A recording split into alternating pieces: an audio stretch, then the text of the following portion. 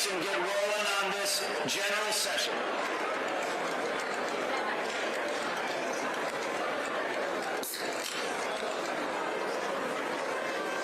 So, Laura, we're going to see you wielding this thing. I can't wait. Thank you. Thanks for the opportunity. Use 2 hands on it. Sorry about that.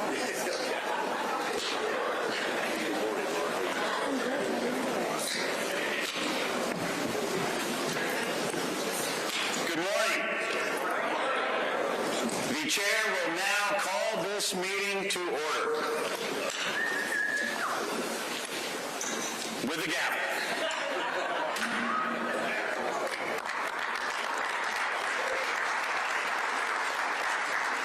We'd like to open up this morning with a word of prayer, and I would like to ask Jane Timken, the National Committee woman from Ohio, to come up and deliver a benediction.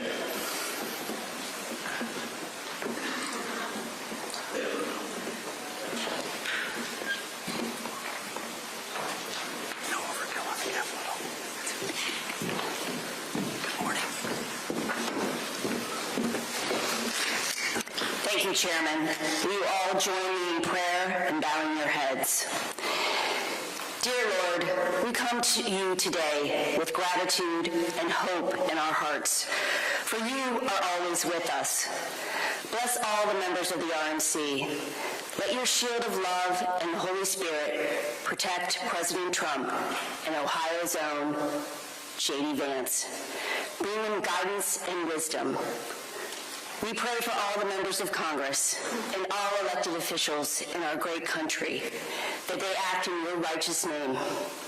Watch over us on Inauguration Day.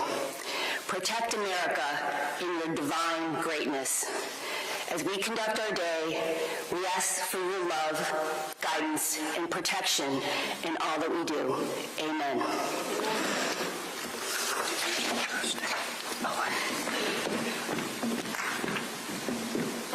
The chair would now like to call Derek Babcock, the state chairman for Louisiana, to lead us in the Pledge of Allegiance.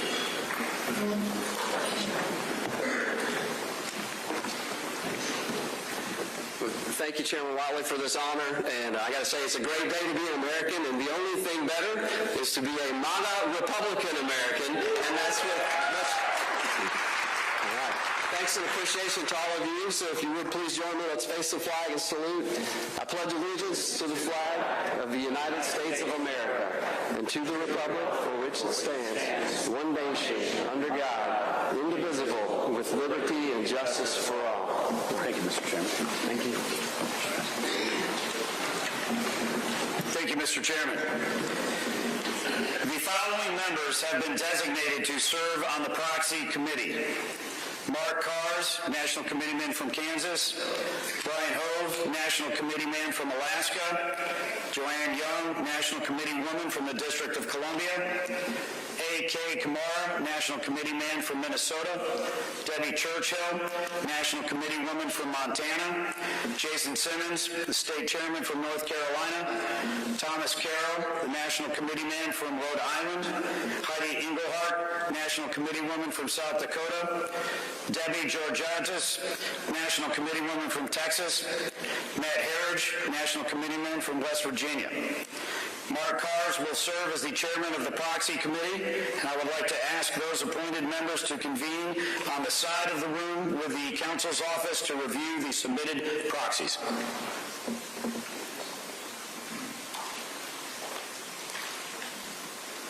While the proxy committee is meeting, RNC Secretary Vicki Drummond will call the roll.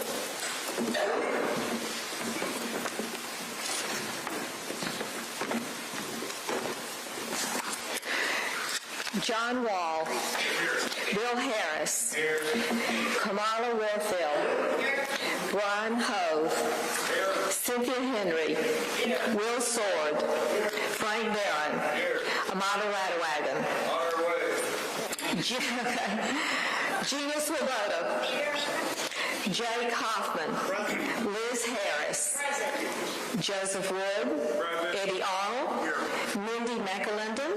Jessica Patterson. Sean Steele. Harmeet Dillon. Dave Williams. Randy Corcoran. Christy Forduro, Ben Proto, John Fry, Annalisa Stravato, Julianne Murray, Hank McCann, Patrick Morrow, Jose Cunningham, Joanne Young, Evan Power, Joe Gruders, Kathleen King, Jason Thompson, Amy Kramer, Sean Gamatato, Juan Carlos Benitez, Sam O'Denny Young, Tamara McKay, Nolan Chang, Lakana Nakalua, Dorothy Moon, Brian Smith, Vicki King, Kathy Salvin, Dean White, Rhonda Bedford, Victor Smith, Ann Hathaway, Jeff Kaufman, Stephen Scheffler, Tamara Scott, Mike Brown, Mark Cars, Wendy Ben Gesser, Robert Benvenuti, John Riccardi, Casey Crosby, Derek Babcock, Roger Villery, Gina Gore,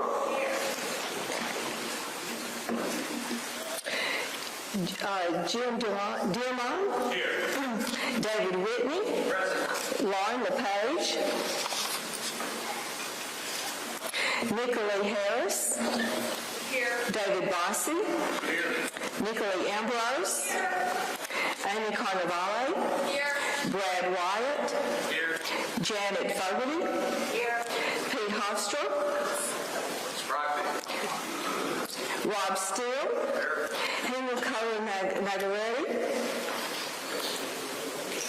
Alex Papesh, A.K. Kamara,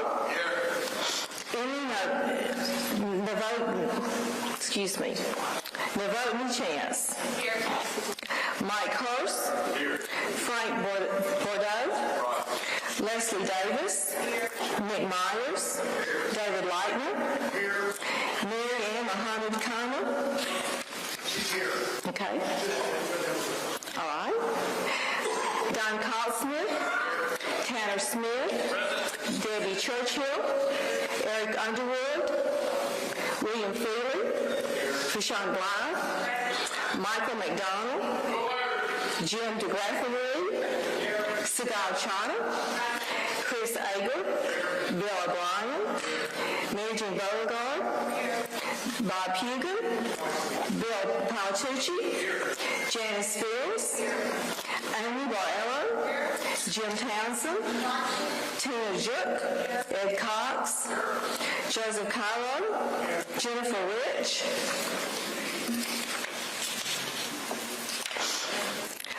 Jason Simmons, Ed Broyhill, Keisha Brassington, Sandra Sanford, Steve Nagel, Lori Hens, Ramon Tabutab, Edward DeLeon Guerrero, Irene Ho, Alex Triana Fulu, Jim Dickey, Jane Timken, Nathan Dunn, Larry Murray, Charity Lynch, Jason Wong, Dan Mason, Tracy Arnold, Lawrence Tavis, Andy Riley, Christine Toyetti, Angel Centron, Luis Ficino, Zoe Faniatis, Joe Powers, Thomas Carroll, Susie Yenke, Drew McKissick, Gwen McCall, Cindy Costa, John Wick, Reed Holian, Heidi Englehart, Scott Golden, Oscar Block, Beth Campbell, Abraham George, Robin Armstrong, Debbie Giotis, Robert Axon, Brad Bonham, Kim Coleman, Paul Dane, John Beckhofer, Deb Belito, John Yob, April Newell, Rich Anderson, Morton Blackwell, Patty Lyman, Jim Waltz, Matthew Patrick Thomas, Marlene Pfeiffer, Matt Herridge, Larry Pack, Beth Block, Brian Shimmy, Terry Dietrich, Pam Travis, Frank Ethorn, Corey Steinmetz, Nina Weber. We do have a quorum. Thank you, Madam Secretary. At this time, I would like to call upon Mark Kars for the report of the Proxy Committee. Thank you, Mr. Chairman. The Proxy Committee met. We reviewed the 15 proxies that were submitted to the Secretary of the RNC. The Proxy Committee has determined that all 15 submitted proxies are in order. On behalf of the Proxy Committee, I conclude this report, and I move that the RNC accept the report of the Proxy Committee. Without objection, the report of the Proxy Committee is accepted.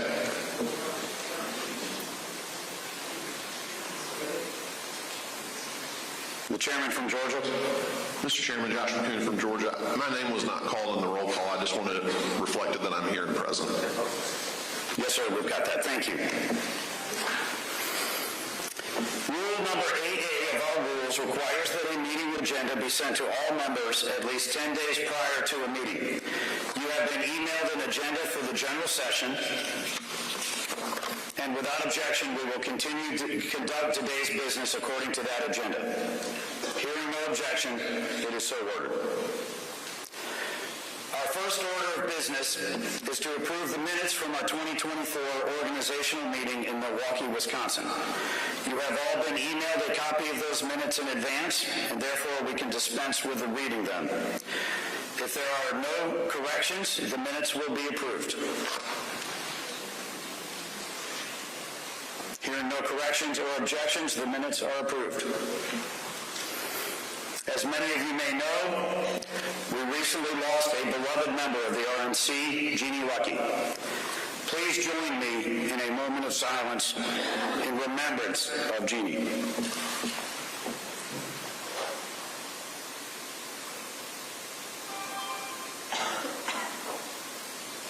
Thank you.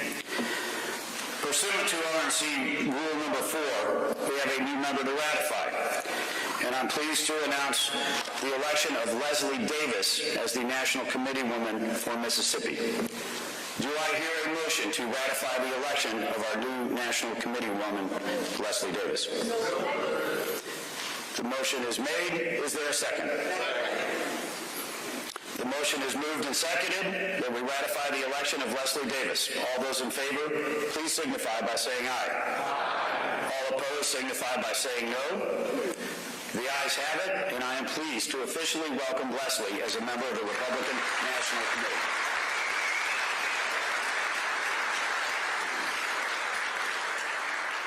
It is also my pleasure to welcome 4 new state chairmen to the Republican National Committee. James Diamond from Maine, Alex Plekish from Minnesota, Amy Barella from New Mexico, and Ramon Tebuteb, Northern Mariana Islands. I congratulate each of you on your election and welcome you all as members of the Republican National Committee.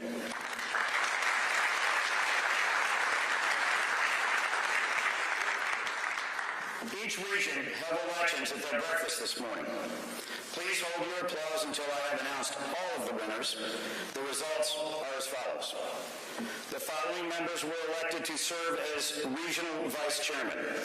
From the Midwest region, Tamara Scott, National Committee Woman for Iowa, and Stephen Shepard, National Committeeman from Iowa. From the Northeast region, Susie Yankee, National Committee Woman for Rhode Island, and John Floyd, National Committeeman for Connecticut. In the Southern region, Beth Block, National Committee Woman for West Virginia, and John Wall, the State Chairman for Alabama. In the Western region, Cynthia Henry, National Committee Woman for Alaska, and Michael McDonald, State Chairman for Nevada. The following members were elected to the Executive Committee. Midwestern region, Ann Hathaway, National Committee Woman for Indiana, and Rob Steele, the National Committee Man for Michigan. From the Northwest region, Hank McCann, National Committee Man for Delaware, and Janet Fogarty, the National Committee Woman for Massachusetts. From the Southern region, Beth Campbell, National Committee Woman for Tennessee, and Robin Armstrong, the National Committee Man from Texas.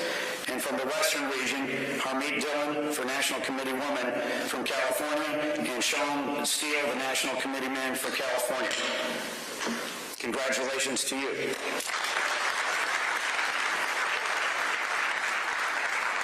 In addition, the following members were elected to the Budget Committee. From the Midwest region, Jane Timken, the National Committee Woman from Ohio, and Jim Dickey, the National Committee Man from Ohio.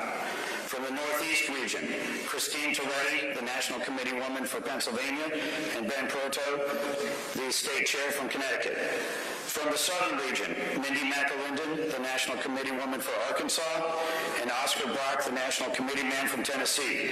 Western region, we have Kim Coleman, the National Committee Woman for Utah, and Jake Hoffman, the National Committee Man for Arizona. Thank you for joining the Budget Committee.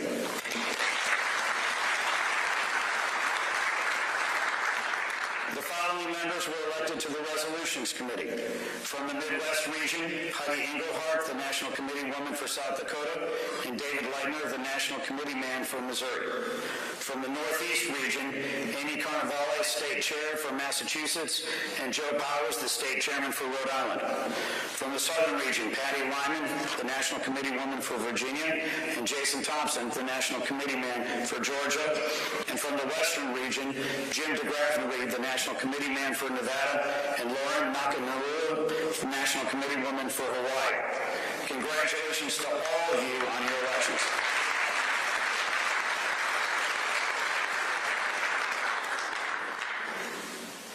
At this point in time, it is my pleasure to introduce our co-chair, Lara Trump, for the purposes of giving your report.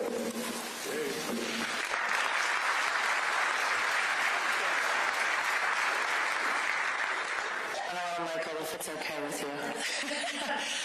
Guys, we are so close to what we have all been here working so hard for, and I think I really want to take a moment and just allow us to soak this in. You know, Michael and I stood before you guys 9 months ago when you elected us into these positions, and we made some promises to you.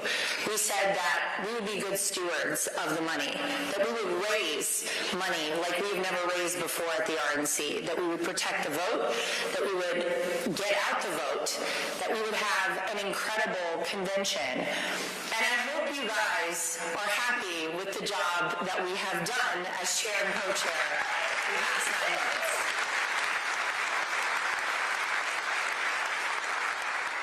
But more so than anything, for everybody here, you guys are the reason that we are going to inaugurate Donald Trump on Monday. You guys are the reason that the Republicans hold a majority in the House and the Senate, and it didn't just happen over the past 9 months. People in this room have been working tirelessly for years, some of you for decades, for what we have right now. So I want to say thank you for all of your hard work. And I'm personally very excited about the next 4 years, but I think we have a great opportunity as a party. This will be my last meeting with you guys in the official capacity of co-chair, but this is not something that I'm stepping away from. I hope you guys know you can't get rid of me that easily. We have an opportunity right now. Look at the way we have expanded the tent of this party in this election. There are voters who forever voted for the Democrat Party, who gave us the opportunity right now in this election. We have to capitalize on that. We have to make good on that. We have to do it in 2026 because I believe if we are able to do that, and I think we can, after the first 100 days of Donald Trump as the 47th president, there'll be no doubt about it, I hope. If we take this opportunity these voters have given us, they're saying, okay, you have my vote now, but can you keep it? We can keep it. And once they are in this party, they're going to realize this has always been their party all along. And we're going to continue to expand the Republican Party. So I just want us to remember the opportunity that we have right now. And really more so than anything, I want to say thank you. You know, you guys voted unanimously for me back in March, and it has been an honor to serve as co-chair of the RNC. I've gotten to know so many of you. You guys are my family now, and thank you for trusting me in this position. Thank you for giving me this opportunity. This was a critical election, and I worked as hard as I possibly could, and I did, of course, follow the leadership of Michael Watley. And I was talking to my husband last night, and he said, how are you feeling about things? And I said, you know, it's kind of bittersweet. You know, we came here to do a job. Man, Michael, we executed that job. We did all the things we came here to do.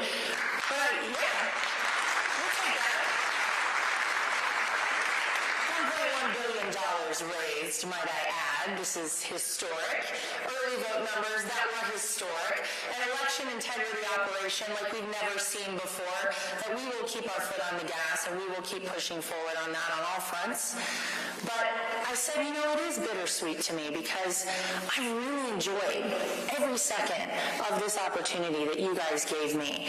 But more so than anything, I'm going to miss working alongside my teammate, Michael Watley. And, you know, it's hard when you kind of get thrown into something and you have a lot to learn and some of it's new to you, but I can tell you that working with you, Michael, has been incredible. So thank you very much for that. And you guys are keeping it. You know that. And I know we're going to have a vote soon, so what do you think? Are we feeling good about keeping Michael Watley here as chairman of the RNC? But guys, thank you. Thank you for believing in me. Thank you for supporting my father-in-law, Donald Trump, our 45th and 47th president of the United States. And thanks for fighting for this country. You know, this was a job that I hesitated on pursuing because of my kids. My kids are 5 and 7 years old. After I get done here today, I'm flying back down to Florida to make sure their bags are packed because I love my husband, but I can't trust him to pack all their stuff. Okay? And then we're flying back up tomorrow so they get to be here to watch their grandfather sworn in as the next president of the United States. And 8 years ago, I was pregnant with my son on Inauguration Day, so this is very special to me. But we are here not for ourselves. We're here for the future of this country. We all fought so hard over the past 9 months, over the past 4 years, the past 8 years, because we care about America, because the values we have as the Republican Party are the values we believe are going to make the future bright for the next generation of Americans. So thank you again for everything, and thanks for making sure that this country is set back on the right path, that we are going to celebrate on Monday, and then Tuesday I better get back to work because we've got some more elections to win. Thank you again. God bless you guys. I love you. You are my family forever, and let's go have a party on Monday. Thank you guys.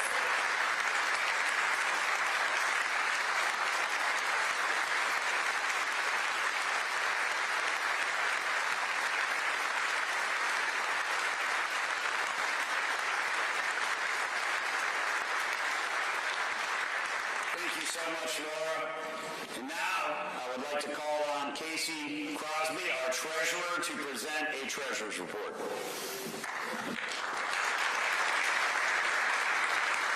So thank you all. It's hard to believe 2 years ago standing before you, just elected treasurer, and didn't realize at that time I had to give a speech. So I stood up and basically said, I'll be transparent, I'll be accountable, we will get clean reports, and we have accomplished all that. I have to say thank you to Chairman Watley and Co-Chair Trump. When they were elected, they said that they were going to raise the money and that they were going to spend it on winning elections, getting out the vote and protecting the vote. And as treasurer, I can tell you that's exactly where the money went. So give them a round of applause for all the great fundraising they did. And some of you may or may not know, in addition addition to them coming on and being elected in March, we also had convention.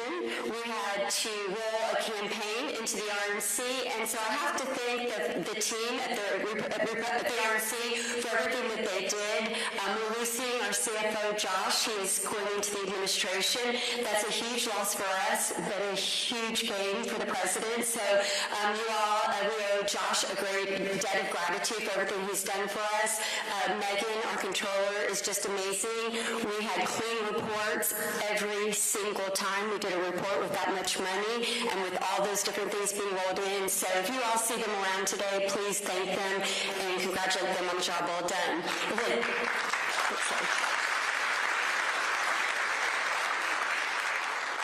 It has truly been an honor of a lifetime to serve as your treasurer. I'm looking forward to talking to you a little bit more in a few minutes, but thank you so much for this opportunity. And I can assure you, Joe Gruders and I have been talking, and I know that you're going to be in good hands when Joe takes over this job. So thank you all so much. Thank you, Casey. Next, I would like to introduce our General Counsel, John Hammond from Indiana, for a General Counsel's report.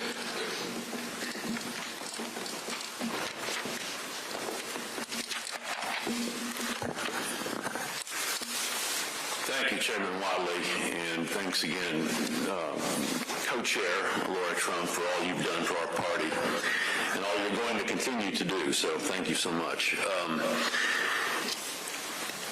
It's an honor to serve the committee as the General Counsel. It's a professional privilege as a lawyer to do so, and I'm grateful for that. This committee is 170 years old. It's an institution that is worth nurturing, saving, and focusing on in terms of how we conduct our business inside and outside from a legal perspective, and also in terms of how we communicate with the public. So we hope that the legal team has done its job the way we think we have done it. We believe, with your help, and without everyone in this room, we would not have been able to achieve historic successes in the election this year, both at the courthouse and at the ballot box. And I want to just enumerate a few things that we were able to accomplish with a great team of people. I'm the least among them. Mandy Lester and her team and outside counsel that we utilize put together a program that after 2020, with all the lessons that we learned from that time about how to figure out election integrity, to conduct safe and secure elections, to make sure that every vote counted and that we found those that were not abiding by the law, trying to steal an election. This is the most massive effort we've had and in the history of this party, and it certainly was a major, major accomplishment. So here's some statistics for you to think about. We finished the cycle having engaged 3,500 attorneys across the country. Each one of you have had some legal issue in your state where the RNC's touched it, helped it, back through the Office of Legal Counsel.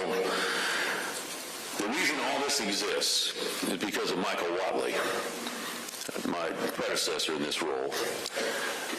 He is the one who laid the foundation, working with a strong team, both inside and outside this body, to make sure that the election integrity program was the biggest and best we've ever seen. In fact, the president charged him with that task and made it pretty clear that he either succeeded or else, so to speak. So, and that was done in front of 20,000 people in some cases, and it's a lot of pressure for one person to bear. But that's the leadership skill and nature of Michael Wadley, and we're so lucky to have him now as the chair, but he is the one who helped us design this approach. Coming out of North Carolina, understanding the need in a battleground state as to how to operate, we took that program, put it on steroids, and replicated it across the country. And Michael, we're just so grateful for everything you did to get us to that point. Thank you. These historic successes had a killer outcome for us. The House, Senate, certainly the White House. narrow landslides, honestly. In every state that we had to win, we won. In every state that was up in the air, we won because of this effort. We were engaged in about a total of 155 active lawsuits. You throw Pennsylvania inside of that, it's 175 suits. In 27 states, 82 of those are ongoing, so this effort does not stop, and we're very glad to have had all the help that we've had.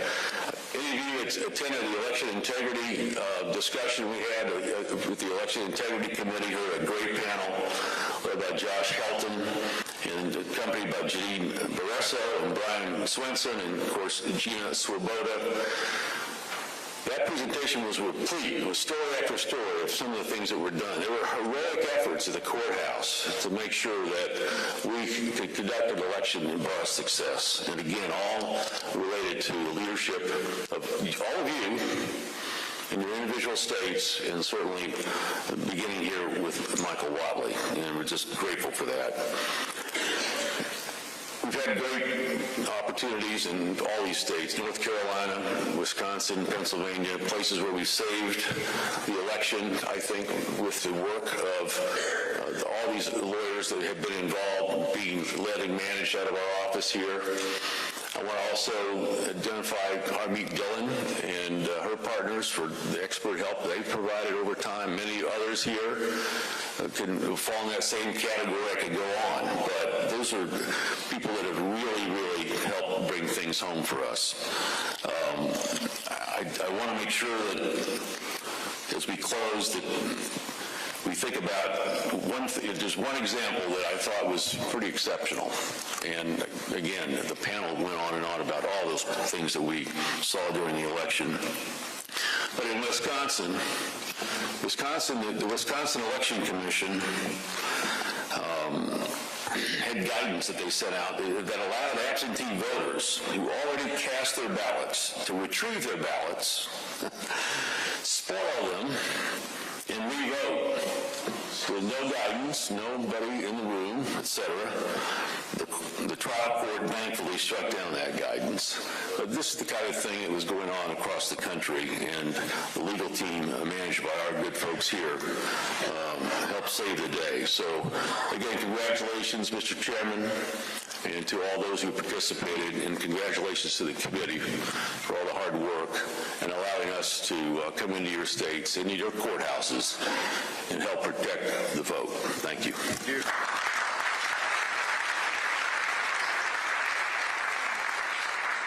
Thank you, John, and to all of our legal team, Mandy, Zach, and everybody else, thank you, because you were the front lines. And so we are very, very appreciative of it. I think that we knew going into this election cycle that we were going to need to be very muscular in terms of the legal effort. And with your leadership, Mandy's leadership, and the rest of the team, I would say mission accomplished. Thank you, John. We will now move on to committee reports, beginning with the Resolutions Committee. I would like to ask Mark Kars, the National Committee Man for Kansas and Resolutions Committee Chair, for a report. Thank you, Chairman Wiley. First of all, I appreciate you allowing me the opportunity to serve as chair of this Resolutions Committee. It's been in the Midwest region with Richard Porter previously, and I hope to do as well as Richard did on behalf of the RNC. Pursuant to Rule number 10A2 of the Rules of the Republican Party, the Standing Committee on Resolutions met yesterday.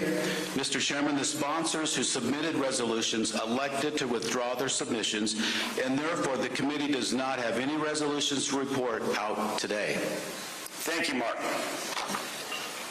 I would like to now recognize Christine Toretti, National Committee Woman for Pennsylvania, and our Budget Committee Chairwoman for the purposes of giving the Budget Committee report. Christine? Good morning. The Budget Committee met yesterday. We reviewed all of our activities for the past cycle. We delivered on our transparency. We had 2 additional committees that we created over this cycle. That would be the Audit Subcommittee and the Compensation and Benefits Subcommittee. We're extremely proud of the job we've done. Yesterday, we adopted a placeholder budget We will be developing a budget this spring after the newly elected chairman is able to staff the RNC and I have the team that I need to create budgets. At that point, the Budget Committee will come to D.C. and we will be hardworking to prepare the budget for our next meeting to be adopted at that point. I want to acknowledge the hard work of our treasurer, who has been absolutely instrumental in getting us through this 2-year period, Casey Crosby. Thank you. That is my report.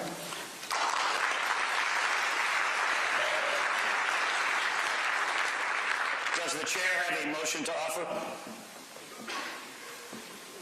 Thank you. Hi, everyone.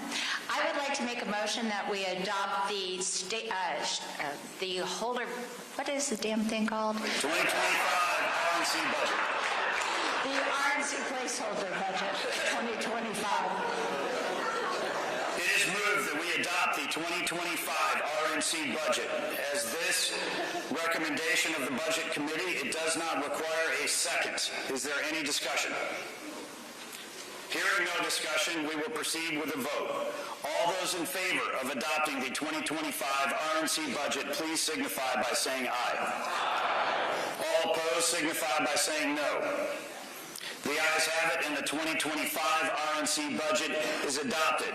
I would like to thank Christine for her tireless work on the Budget Committee. You have absolutely helped us deliver transparency, and between you and Casey Crosby, we have passed all of our audits, and sometimes, in some places, we have passed with a clean record for the first time ever. So we are very grateful for you and the work that you have done, and we would also like to offer congratulations on the announcement of your appointment as the ambassador to Sweden.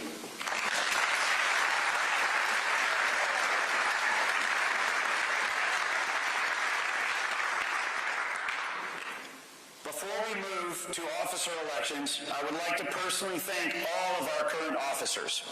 You have done amazing work, and I greatly appreciate all of your support and guidance. Now, we will proceed to the election of RNC officers. Elections shall be held in the following order: Chairman, Co-Chair, Treasurer, and Secretary. Each candidate will be allotted 5 minutes for total nominating and secondary speeches, and the General Counsels will keep time. The Counsel's office will hold up a sign with 1 minute remaining and a second sign when time has expired. Time limits will be strictly enforced. Nominating speeches and seconding speeches will be made from the floor at the microphones provided. Only the members or valid proxy holders nominating and seconding the candidates will be allowed to speak. When the nominations for office have ended, the chair will repeat the names in nomination. Following the close of nominations, a voice vote will be conducted. After each election, the elected officers will have the opportunity to address the body shortly. We will begin with the election for chairman of the Republican National Committee, and I will now pass the gavel to co-chairman Lara Trump for the purpose of presiding over that election. How's that? Wow. This is a big deal. You guys are really putting me through it here at the end. Thank you, Mr. Chairman. Well, you guys may already know this. There is only one candidate for chairman who has demonstrated the required support for nomination, and his name is Michael Whatley. And so the chair recognizes Morton Blackwell, National Committeeman for Virginia, for the purpose of making the nomination, followed by Emily Novotny Chance, National Committeewoman for Minnesota, and Josh McCoon, State Chairman for Georgia, for seconding speeches. Madam Co-Chairman, this is Morton Blackwell.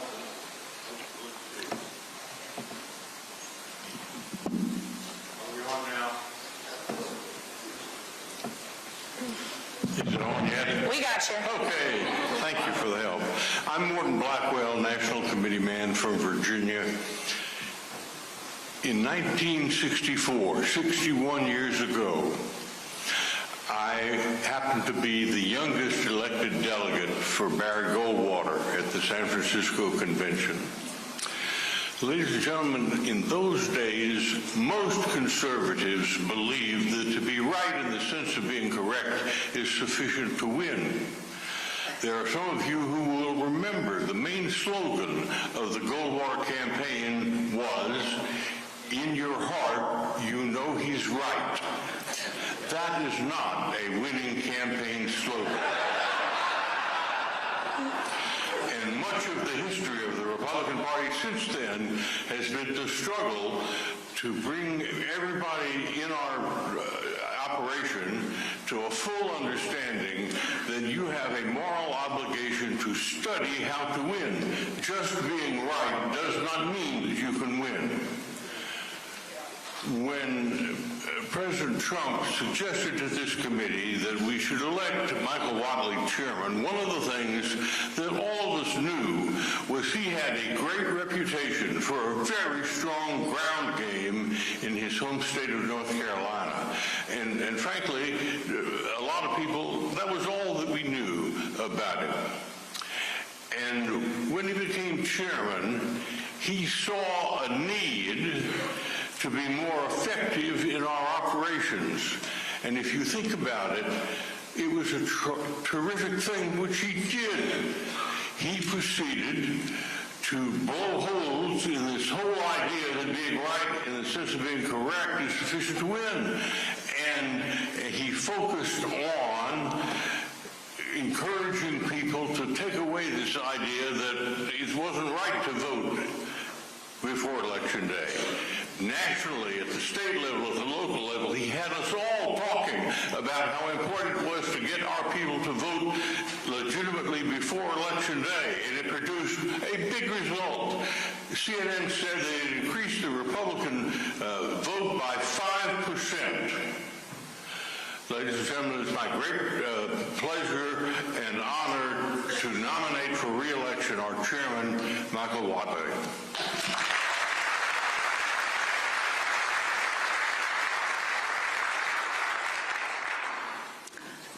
Emily Novotny, National Committee Woman from Minnesota.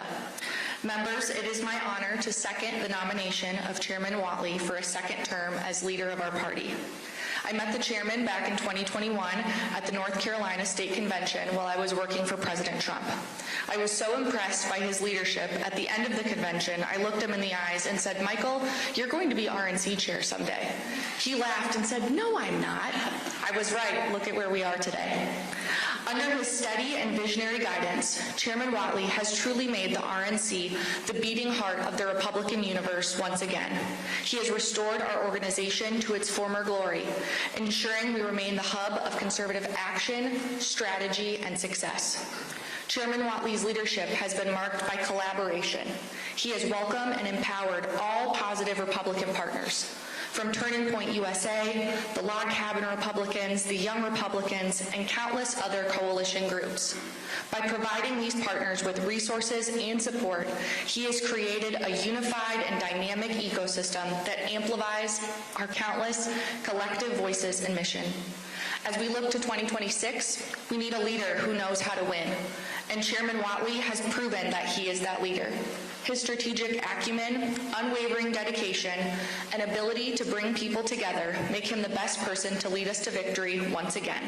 Let's continue this journey under his exceptional leadership. Thank you.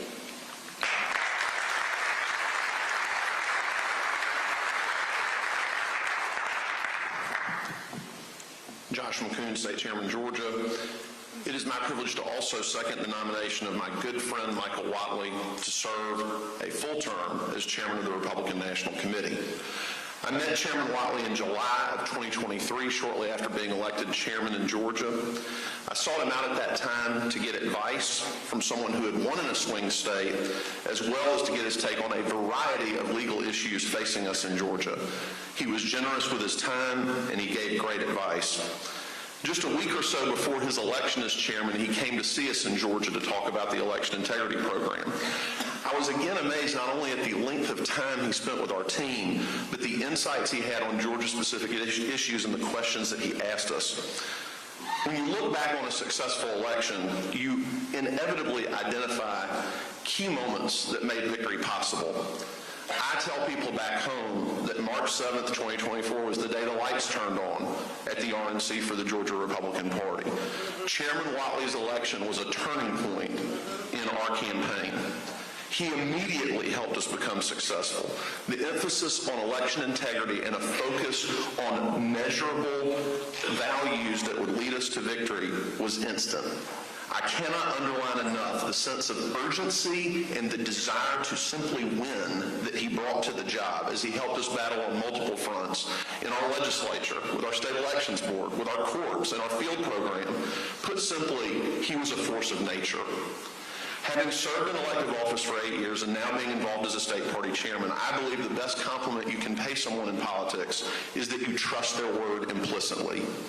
If Chairman Whatley told me anything, I could take it to the bank. He always told me the truth, and he always honored his commitments. I must say a word about his accessibility. With all the competing priorities facing him, he was never too busy to take a phone call or quickly get back with me. And he never ended our conversation with asking the same question: what else can I be doing for Georgia, even though I always had more requests for help? And he went to the wall for us all the way to the final buzzer.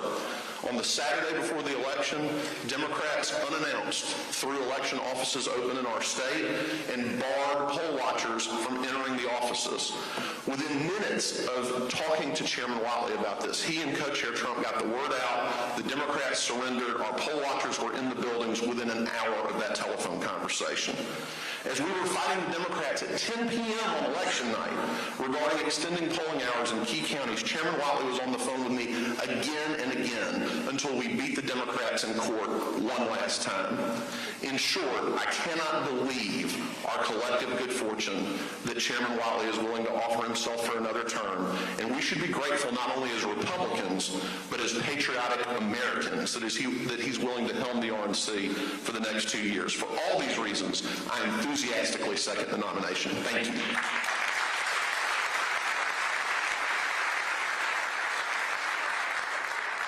Michael Whatley has been nominated, and because there are no other nominations that qualify under rule number 5C, nominations are now closed. The question on the election of Michael Whatley as chairman of the Republican National Committee is the question of Michael Whatley. All those in favor say aye. All those opposed say no. The ayes have it, and Michael Whatley is elected chairman again of the Republican National Committee.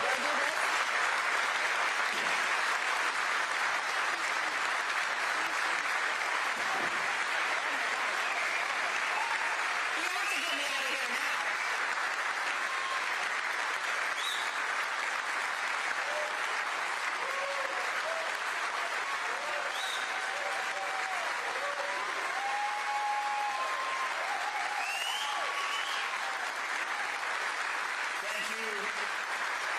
Thank you, Lara.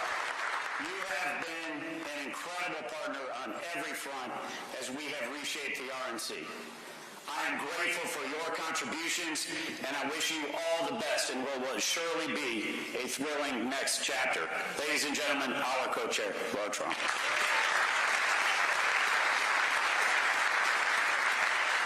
To the members of the RNC, I am honored by the trust you have placed in me to serve as your chairman. Thank you, thank you, thank you. I want to especially thank those standing as new officers for the RNC.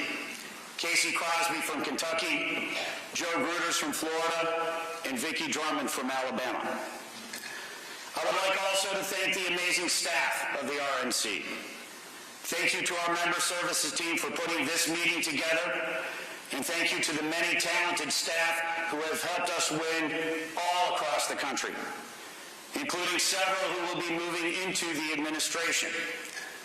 In particular, I would like to recognize our Chief of Staff, Chris LaCivita, our Political Director, James Blair, our Chief Financial Officer, Josh Fisher, and my Senior Advisor, Gates McCavick, just to name a few.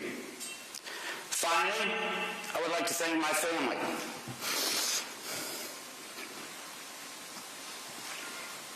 My beautiful wife, Suzanne, my sons, Michael and George, and my daughter, Mary Kate.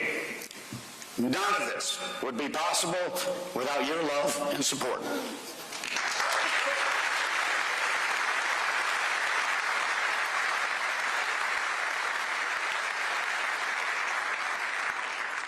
So those a Tuesday.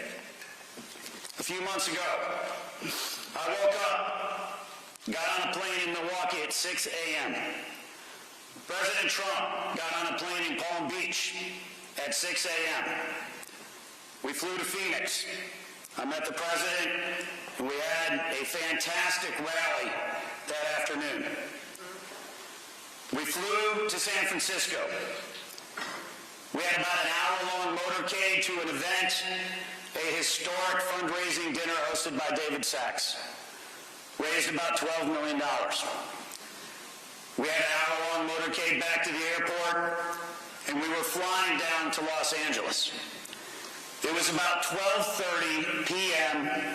Pacific time, or 3:30 a.m. Eastern time. The president had been on that plane for about 21 and a half hours. And he looked over at me and he said, "Hey, Michael, it's pretty cool, huh?" "Yes, sir. Pretty cool." That was just a couple of months ago. Since then, we have seen the greatest political comeback in American history play out before our eyes. We needed to win 4 out of 7 swing states. President Trump won all 7.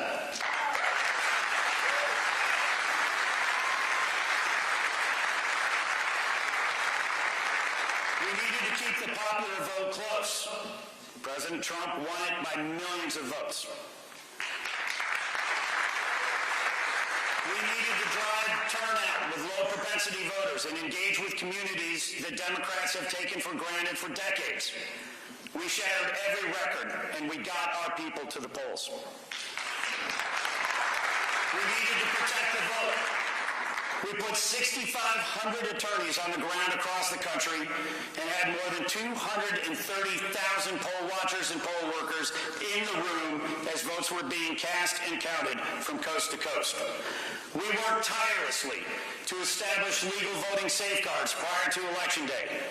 On Election Day, we solved issues at the polls before they became problems. And on Election Day, we delivered a mandate for Donald Trump, J.D. Vance, and the American people. Every person in this room played a significant role in securing this historic victory. You called on our local networks and generated enthusiasm on the ground. You educated stakeholders on how to protect the vote. You built the grassroots infrastructure we so desperately need. America owes all of you a debt of gratitude. When you elected me as the chairman, I promised that the RNC would not be all things to all people. Lara and I said we would do 3 things. Host a world-class convention, get out the vote, and protect the ballot. Working together, we delivered on those 3 promises. And now, as we look ahead to a new chapter in American history, we have to ask ourselves one simple question. Do we want 2 years of making America great again, or do we want 4? 4. On Monday, President Trump and J.D. Vance will take their oaths of office, roll up their sleeves, and get to work. They will do so with a Republican Senate and a Republican House. Within days, they will kick off a new golden era of American governance. Thanks to Republican support, they will be able to devote the full breadth of their energy to policy solutions that will make America great again. Like restoring our southern border, rebuilding our economy, keeping our communities safe, and ensuring that we are strong enough to protect our interests and our allies around the world. And then, before you know it, the 2026 midterms will be here. They're coming sooner than you think. If we let Democrats seize back control of the House and the Senate, everything changes. The radical left will waste no time putting the brakes on President Trump's agenda. They will resurrect the worst excesses of lawfare that we have dealt with for the last 8 years. We won't see headlines about the achievements of President Trump's America First agenda. we would see headlines about impeachment proceedings and useless Democratic political stunts. We cannot let that happen.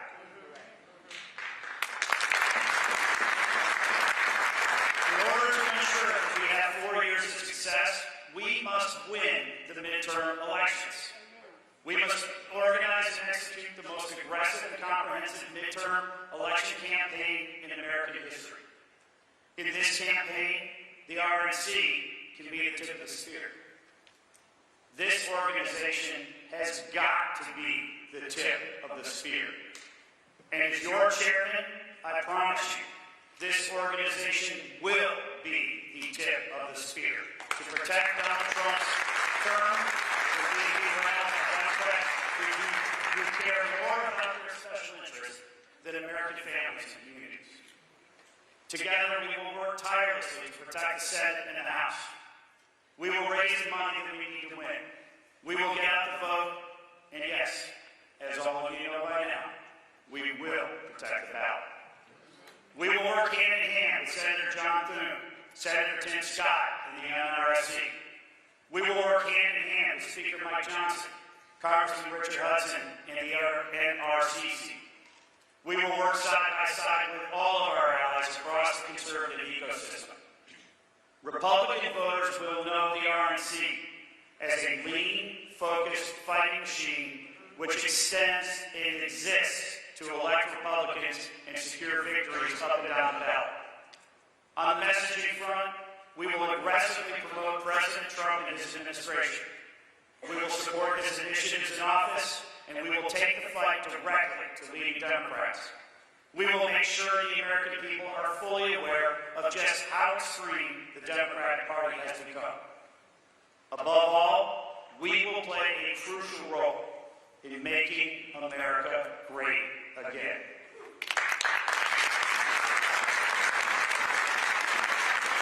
As we conclude our business today, let's take a moment to appreciate this weekend. We're about to have a front row seat to history as President Trump is sworn back into office as our 47th president. With the eyes of the world on Washington, D.C., we will celebrate the president's historic victory and make memories to last a lifetime. And then, we have the awesome privilege of going back home and rolling up our sleeves and getting back to work for the American people. Pretty cool, huh?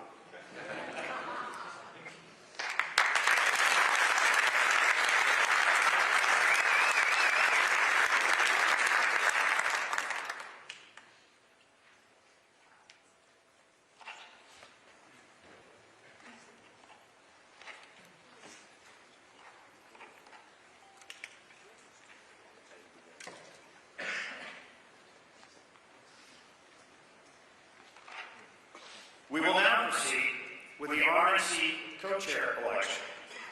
The chair will remind the body that pursuant to Rule 5A1, a chairman and a co-chairman of the opposite sex shall be elected by the members of the Republican National Committee. The council's office, on behalf of the secretary, has confirmed that one candidate for co-chair has demonstrated the required support for nomination. The chair recognizes Christine Tourette, National Committeewoman from Pennsylvania, for the purposes of making a nomination for the co-chair's position, followed by John McCarthy, National Committeeman from Kentucky, and Robert Axon, the state chairman for Utah, for seconding speeches. Mr. Chairman, it is my profound honor to nominate Casey Crosby for the office of co-chair of the RNC. As chair of the Budget Committee, I have had the privilege of working side by side with her for the past 2 years. Casey is extremely bright, motivated, and passionate about our party. I have seen her in difficult situations. She handles all of them with grace and compassion. She is strategic and forward-thinking, a woman of integrity, thoughtful leadership. Casey is the perfect partner for our chairman, Michael Watley. Now, when I listen to Casey, I am taken back to the fact that she's from Kentucky. Kentucky. Casey is a true thoroughbred who will lead us not only to win the next Derby, but also the political Triple Crown. Thank you.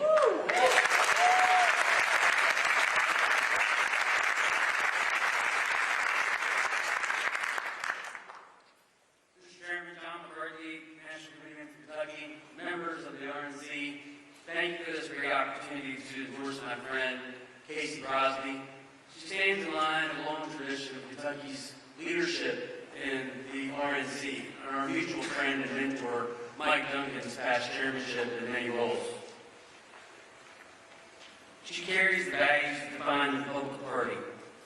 In her campaign to serve as co-chair of the Republican National Committee, she's demonstrated the dedication, passion, and commitment in the time that it takes to serve this committee and our party. Her proven leadership is unwavering. Commitment to our mission and time in the Republican Party of Kentucky and what we've seen in our state. She's been part of that massive transition that's occurred over the many years in Kentucky. Along with our elected leaders, she stood with them, she has raised money for them, and she has guided them in the direction of our party. I am positive that Casey is the best person for co-chair alongside our chairman, Michael Watley. I have no doubt that under their leadership, the RNC will thrive and our party will continue to move forward, united and strong, and I urge everyone to support my friend, Casey Crosby, as our next co-chair. Thank you.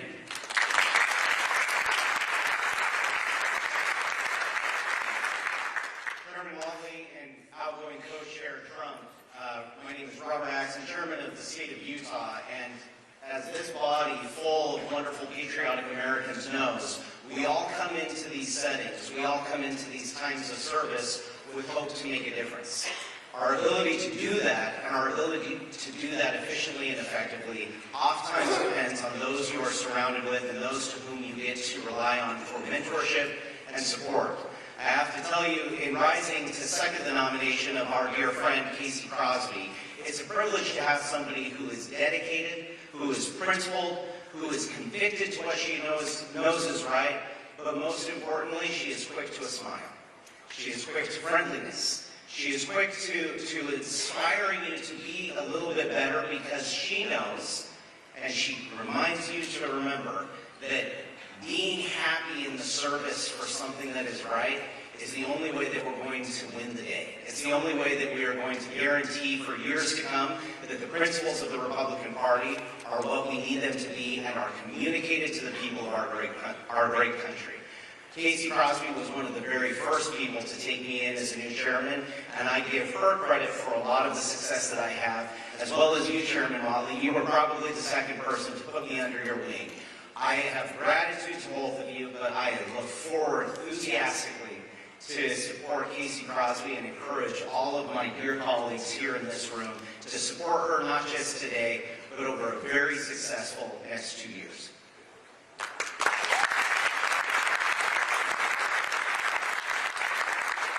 Casey Crosby has been nominated, and because there are no other nominations which qualify under Rule Number 5C, nominations are now closed. The question is on the election of Casey Crosby as co-chair of the Republican National Committee. All those in favor signify by saying aye. Aye. All those opposed signify by saying no. The ayes have it, and Casey Crosby is elected as the co-chair of the Republican National Committee.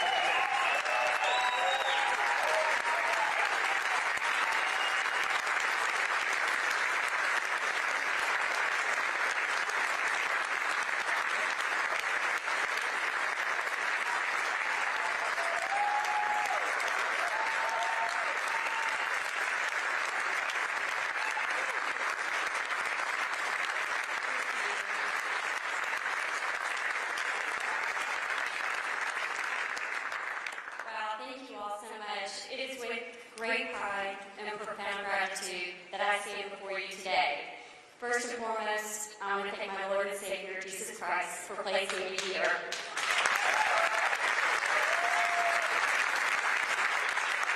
As you heard Michael and Laura mention, you can't do any of this without a supportive family. I also want to recognize my 31 years, Scott, and one of my 3 kids who's here with us today, my daughter Kate. So thank you all of you.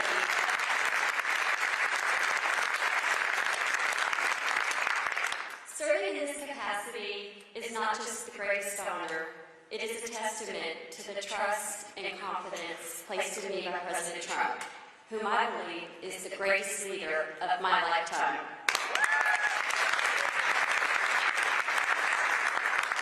President Trump has shown us what leadership means. In the past, we've seen America that is strong, resilient, and committed to the principles of freedom, prosperity, and security for all of its citizens. And starting Monday, by God's grace, we will see that America again. I want to say thank you, President Trump. I will not let you down.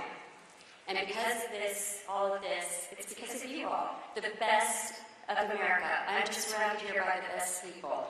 All of you, the heartbeat of the Republican Party. I am grateful to the confidence that you have shown in me, and I'm here because of you. I will not forget that, and I will not let you all down.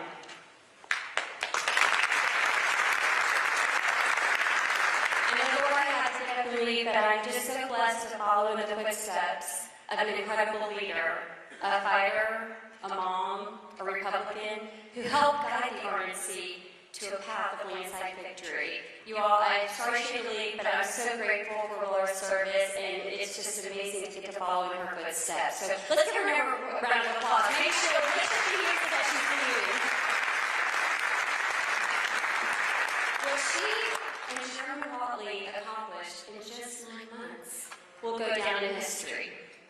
And to my friend, our chair, Michael, I pledge to give you everything I have so that we can keep winning. Let's go make America great again. Thank you all so much.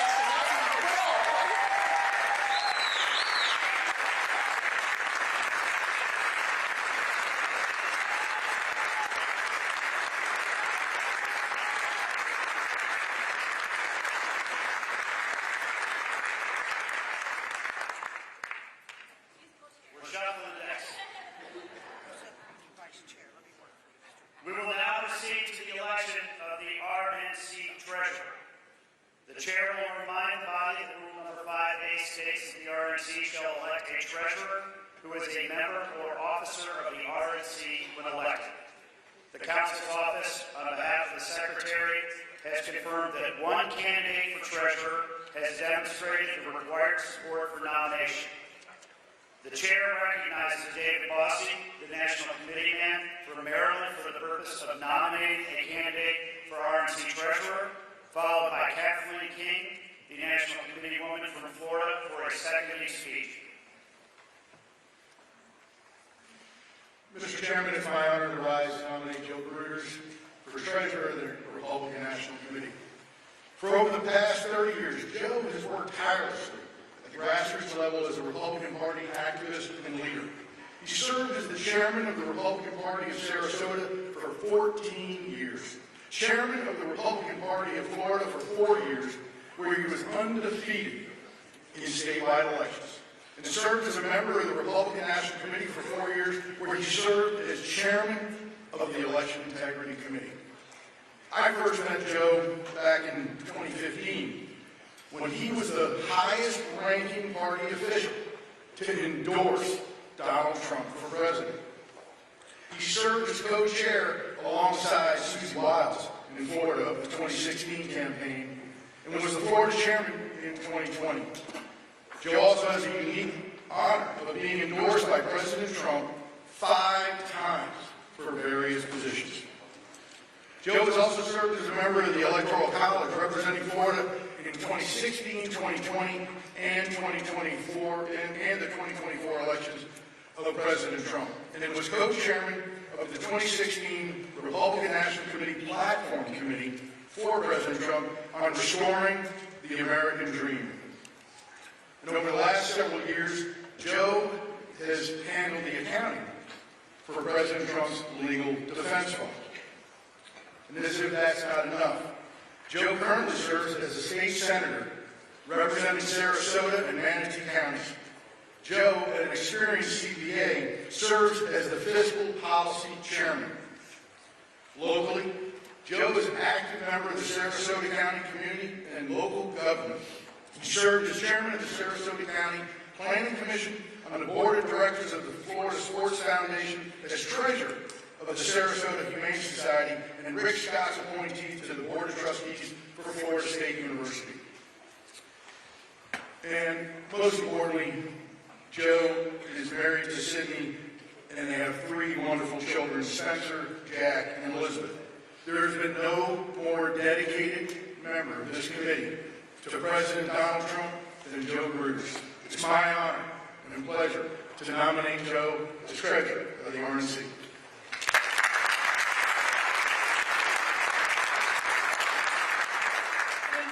Mr. Chairman, members of the board, and members of this committee. My name is Kathleen King. I'm the National Committee woman from Florida, and I too proudly rise to nominate and second my friend and colleague, Joe Gruders, for the office of RNC Treasurer. I'm from the home of the America's Governor, Ron DeSantis, and the home of the 45th and 47th President of these United States. And Joe Gruders is a friend of that President of the United States. Now, most of you know Joe, as Mr. Rossi said, as a past RPOF chairman and the current state or national committee man. I know Joe a little different. You might also know him from the beautiful mail piece that he sent out. I know a lot of new members have commended Joe on that. But I want you to know the Joe that I know. When I first met Joe, it was on my first campaign as the county chairman. We went into a runoff. He was the treasurer and the deputy campaign manager for a local congressional candidate. We went to a recount, and then at the end of that campaign, everyone kind of scattered. And I had to break down the headquarters. I was brand new. I came in the middle of the campaign, and about 25 people were supposed to show up to break down HQ, and the only one that showed up was Joe Gruders. Joe showed up in his green pickup truck with a pro-life license plate, and Joe, my husband, and I broke down that HQ and got it going. We went on for many great things from that. I learned then that Joe was reliable, fun, a political junkie, a family man, and a guy who would always show up. As you again heard, Joe went on to run for county chair, but before he ran for state party chair, he served for 14 years in the county adjacent to mine. So we became friends, and we really affectionately call each other King and Gruders. We're kind of like Starsky and Hutch, only a little different. But again, I also then got to know Joe a little better, and the things you didn't hear from Mr. Rossi. Joe was like the Alex P. Keaton of Sarasota, right, Joe? Joe really got the political bug when he was 13 years old. His mom was on swim practice with the voice of Rush Limbaugh on the radio. He then went on to become a Seminole. He got his political science degree. He went to the University of Florida, became a Bull, got his MBA, he's a CPA, all that stuff. You might not know that he's one of 6 children. He values family. He has a twin sister. And as you heard Mr. Rossi say, like Chairman Whatley, you want to see Joe choke up, have him talk about his beautiful family, his wife Sydney, and his 3 children. They renew their marriage vows every year because they value the sanctity of marriage. Joe is the one to help elect you and to represent the thriving Republican environment that we have in Florida, to bring it to this committee and to bring it to this board. And he has been working with Treasurer and now Co-Chair Crosby. Congratulations, Crosby, excuse me. He will implement the internal controls. He will continue the best practices. They're working on a smooth transition. Again, he will bring Florida to the RNC, and together, this board, Joe Gruders, President Trump, J.D. Vance, we will make America safe again. We will make America strong again. We will make America great again. And we will make liberals cry again.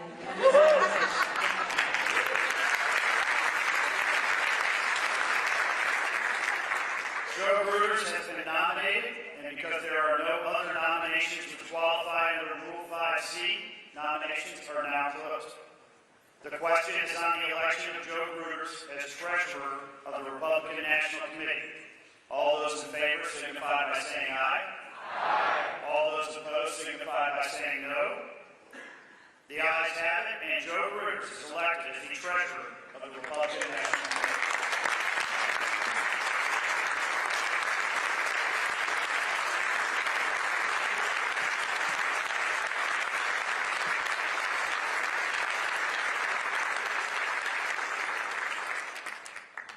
I just want to say thank you all, be quick. Thank you to all my fellow party leaders for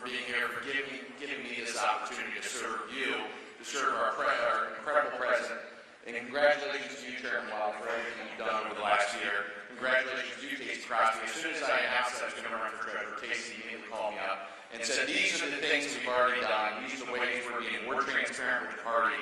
This is what we've been doing. And I said, well, I'm going to continue on exactly what you did. If you forget, Casey and I ran into each other.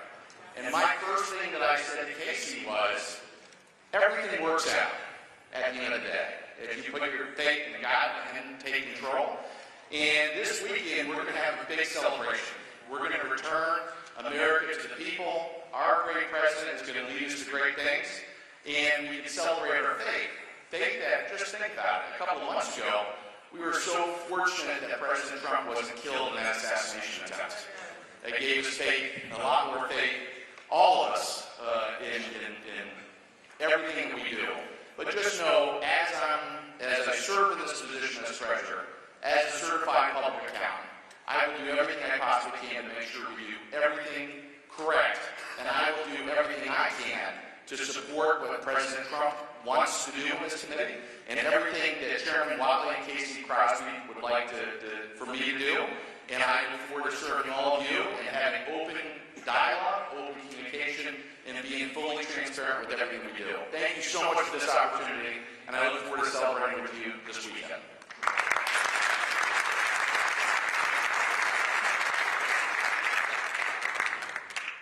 Finally, we will now proceed to the election of the RNC Secretary. The Chair will remind the body that rule number 5A3 states that the RNC shall elect a Secretary who is currently a member or officer of the RNC. Only one candidate for Secretary has demonstrated the required support for nomination, and the Chair would now recognize Jim Dickey, the National Committee man from Ohio, for the purposes of making a nomination, followed by Tamara Scott, the National Committee woman from Iowa, for a seconding speech. Thank you, Mr. Chairman. It's my distinct honor to rise today to place in nomination Vicki Drummond. Vicki's a remarkable woman. For those of us who were at the Republican National Convention and watched her perform on the stage, she was literally the voice of the RNC and the Republican Party. She is a wise human being, humble, kind, and most of all, I think, she is a godly, family, country-centered human being, the sort of folks that we love dearly. She's the sort of woman who has made it her personal mission to be committed to a life of service. And so, Mr. Chairman, it is my distinct honor to place in nomination Vicki Drummond for the office of Secretary of the Republican National Committee. Thank you.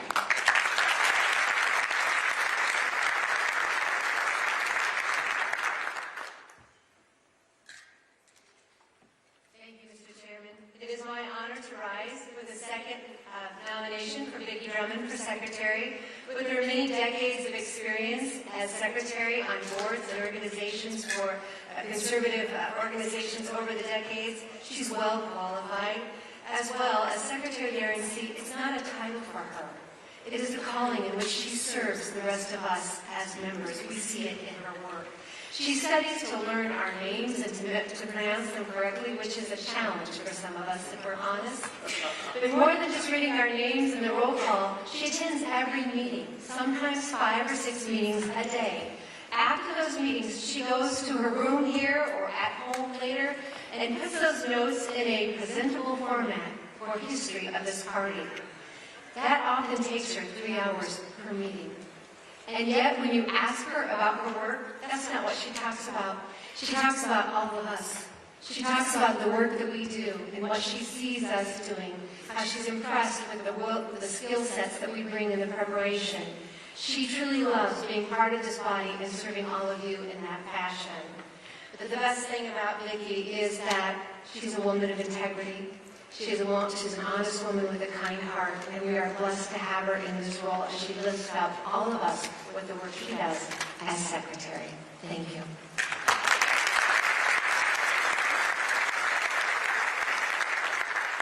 Vicki Drummond has been nominated, and because there are no other nominations which qualify under Rule 5C, nominations are now closed. The question is on the election of Vicki Drummond as Secretary of the Republican National Committee. All those in favor signify by saying aye. Aye. All those opposed signify by saying no. The ayes have it, and Vicki Drummond is elected as the Secretary of the Republican National Committee.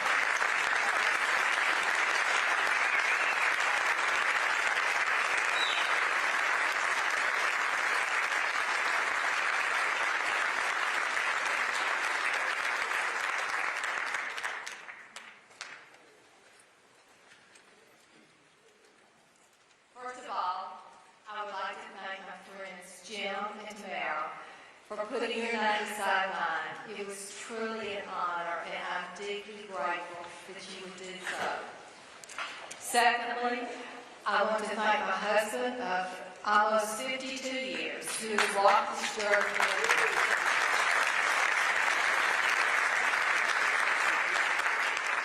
me. He has walked every step beside me, and 35 of those years we were under total Democrat control in Alabama. And I certainly always felt very calm and comfortable because he was always there. We almost lost a nation that we loved so dearly. And today I'm so grateful that you have allowed me to continue this journey, the unending story of the conservative movement. And I'm as excited as I ever have been about the upcoming years. Thank you. God bless.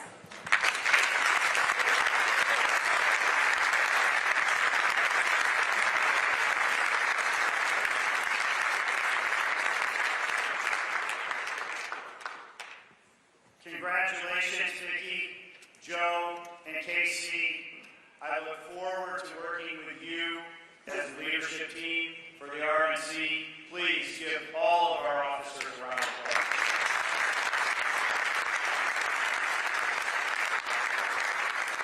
That concludes our committee business for today.